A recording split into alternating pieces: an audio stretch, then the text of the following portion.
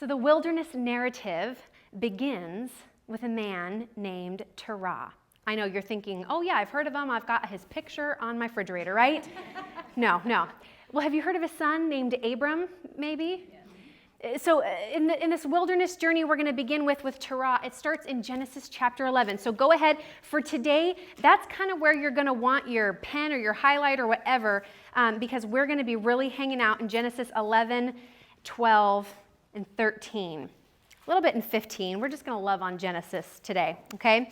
We're going to start with Terah's story in Genesis chapter 11, and we're going to see how God calls a people to journey into the wilderness, into a dry and a parched land. Look with me there in chapter 11, verse 31, all right?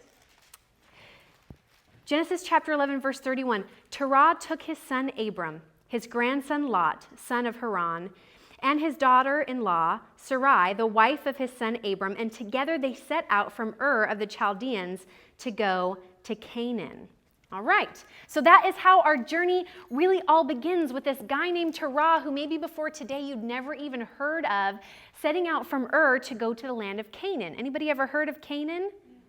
This is the land that we're going to learn from just a few verses later, is the land God promises to God's promise people. Terah sets off. This is the journey. This is exciting, right? But let's see what happens. Terah sets off for this journey. Let's see what happens. But when they came to Haran, they settled there. When they came to Haran, they settled there. Terah lived 205 years, and he died in Haran. Now, I'm a pastor's kid, and so I know something about your daddy moving you all over to Kingdom Come. In fact, I had already lived in 5 houses by the time I was 6 years old, 2 different cities and 5 different houses by the time I was 6, and my dad set me and my sisters down and said, girls, we're going to move again to a totally new town, totally new house, everything. And I was 6, and that was going to be my 6th house, and that's like normal to me. It was weird that we hadn't moved already, so yeah, let's do it. My oldest sister was 12, and I just remember her weeping with my parents and saying, how could you do this? You had better tell me that it is God who is making us move and not you. Because if it's just you, I'm not going. She was like so adamant. She wanted to know that this was God orchestrating this and not just my dad. Because moves are hard, aren't they? It's hard to leave the safety and security of your family and everything you know behind. Understand, this is what Terah is doing when he leaves Ur. I know we can say, oh, well, he settled in Haran. It's not an easy thing to leave the safety and security of home.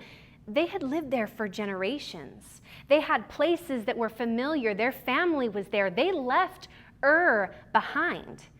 And they didn't have like U-Haul vans back then, okay? Moving was complicated. And on the journey, there were no golden arches off of the highway, right?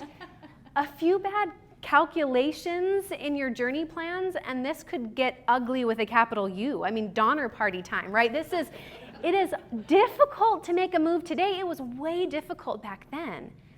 But Terah picks up his family and moves from Ur, doesn't quite make it. In fact, if you were to look at a map of the ancient world there, you would see that you've got Ur kind of up in here, and you've got Canaan down here, and guess where Haran is? It is exactly, almost, I mean, I haven't looked at the mile calculations, but it is almost exactly the halfway point between Ur and Canaan. He made it halfway there, and he settled in Haran. It's not easy what he was called to do. He made it almost there. It wasn't where he was meant to be. It wasn't where he wanted to be, but it was good enough, and so he settled. But then, chapter 12, the word of the Lord comes to his son Abram.